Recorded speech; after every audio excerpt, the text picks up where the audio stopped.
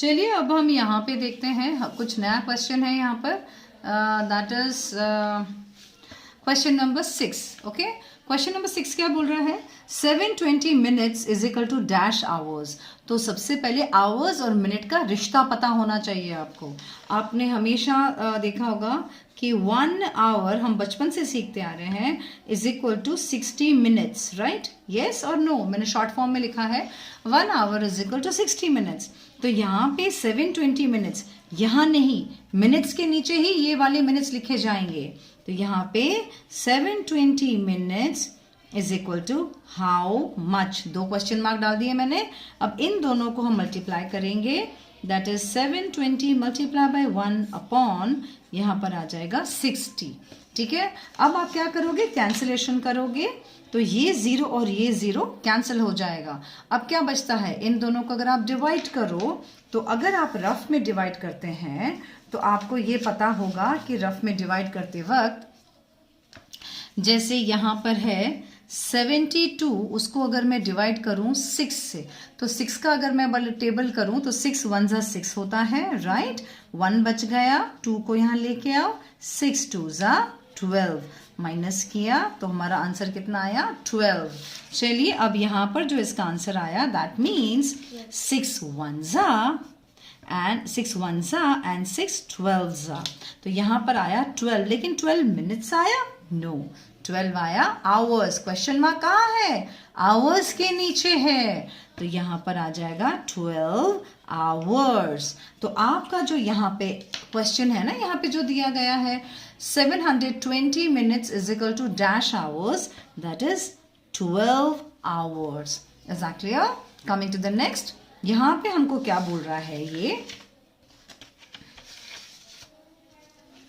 ये हमको बोल रहा है 25% ऑफ 100 इज डैश। क्या 25%, क्या इस क्वेश्चन में हमको परसेंटेज निकालना है? नो, यहाँ पे परसेंट दिया गया है, 25% दिया गया है। तो हम क्या करेंगे? यहाँ पे हम करेंगे 25 अपॉन 100 लिखेंगे। क्यों?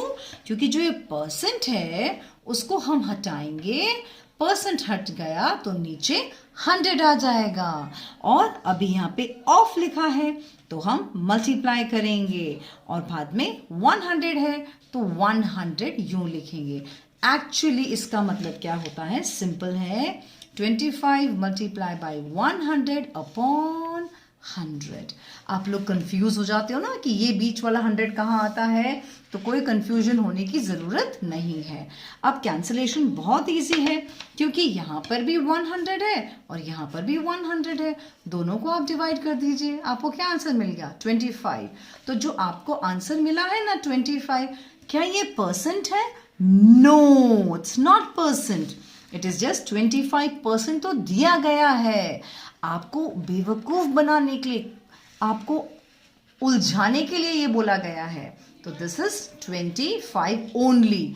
अभी अगर रुपीज होता या कुछ केजी होता तो हम लिखते, लेकिन ऐसा कुछ भी नहीं दिया गया, तो बस आपको 25 लिखना है। तो आप बोलोगे मिस 25% का 25 ही आएगा?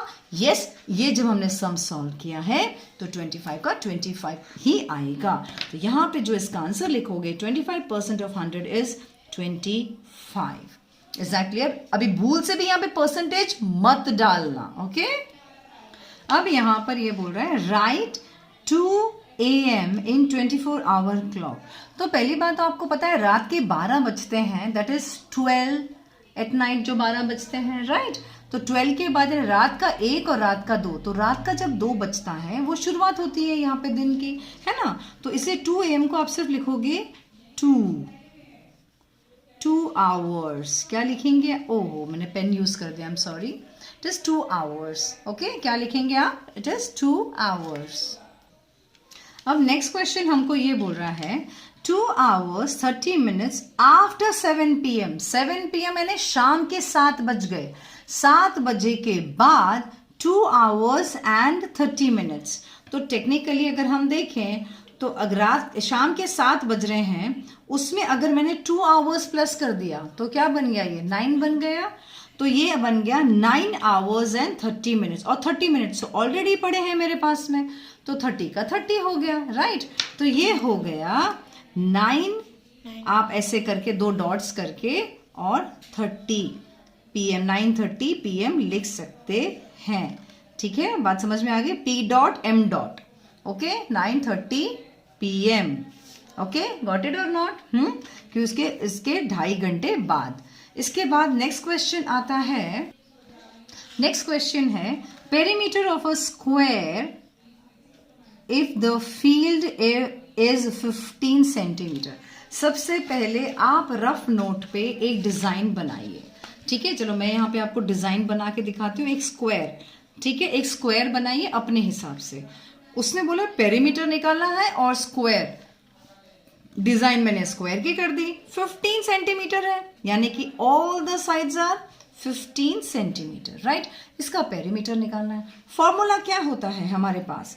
जो पेरीमीटर का फॉर्मूला होता है, perimeter of a square is equal to, what's the formula? 4 multiplied by side भी लिखते हैं, कोई 4 मल्टीप्लाई बाय लेंथ भी लिखता है। अब चॉइस है आपके स्कूल में क्या लिखाया है, या ये जो भी है। तो बस आप सिंपल 4 मल्टीप्लाइड बाय, क्या है इसका साइड?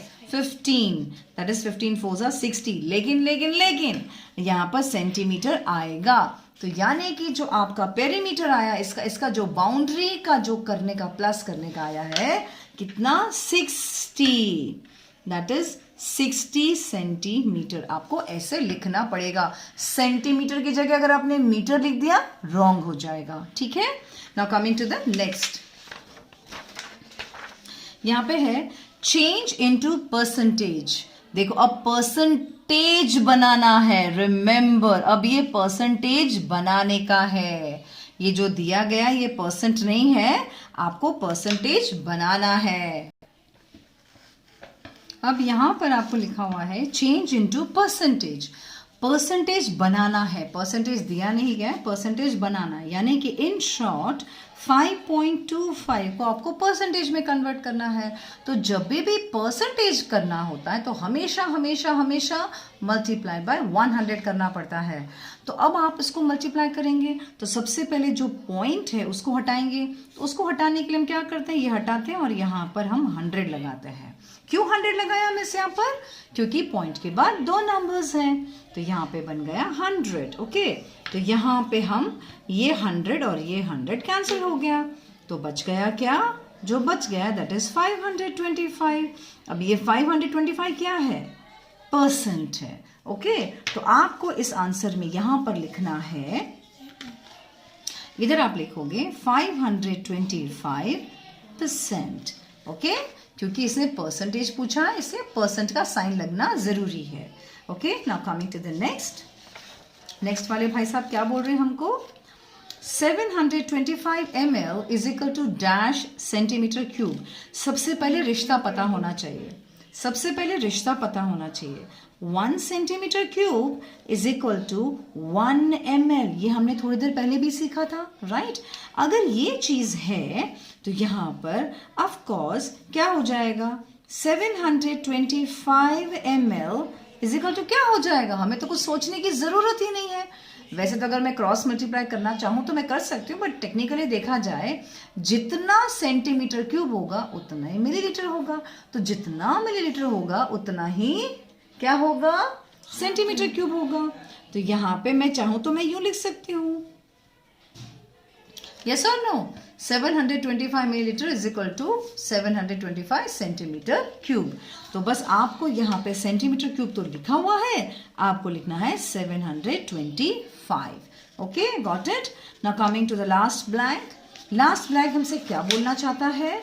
हमसे बोल रहा है लास्ट वाला blank, the amount of the space of a space a solid occupies is called what? And I mean to say dash. क्या है बताइए? ये किसी का पता है? डेफिनेशन है ये वाला। इसका आंसर आएगा volume. The amount of space a solid occupies is called volume. Okay, got it. चलिए अब हम आगे बढ़ते हैं। अब आते हैं हम बी सेक्शन में, यहाँ पे मैच द फॉलोइंग है। अब यहाँ पे एक्चुअली नंबर्स नहीं दिए गए हैं, तो हम एक यहाँ पे डाल देते हैं 1 2 3 4 एंड 5। ओके, हम अपनी मर्जी से नंबर्स डाल रहे हैं क्योंकि यहाँ पे नंबर नजर नहीं आ रहे मुझे। अब यहाँ पे लिखा है 2 litre and 30 ml। 2 litre and 30 ml क्या होता है? तो पहले हमको ये देखना पड़ेगा व्हाट एग्जैक्टली इज दिस।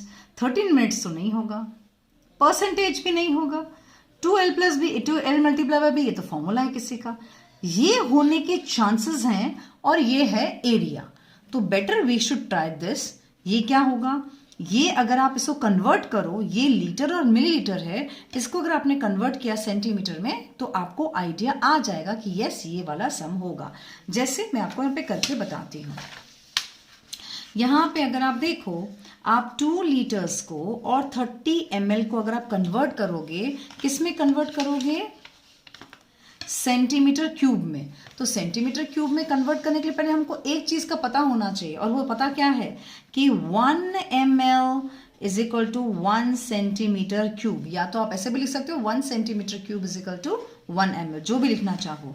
तो अभी ये 2 लीटर यहाँ पर पूरा का पूरा सेंटीमीटर क्यूब में दिया हुआ है, तो यहाँ पे हम ये करके देखें कि भाई अगर हम इसको कन्वर्ट करना है इसको सेंटीमीटर क्यूब में, तो पहले तो इसको मुझे कन्वर्ट करना पड़ेगा।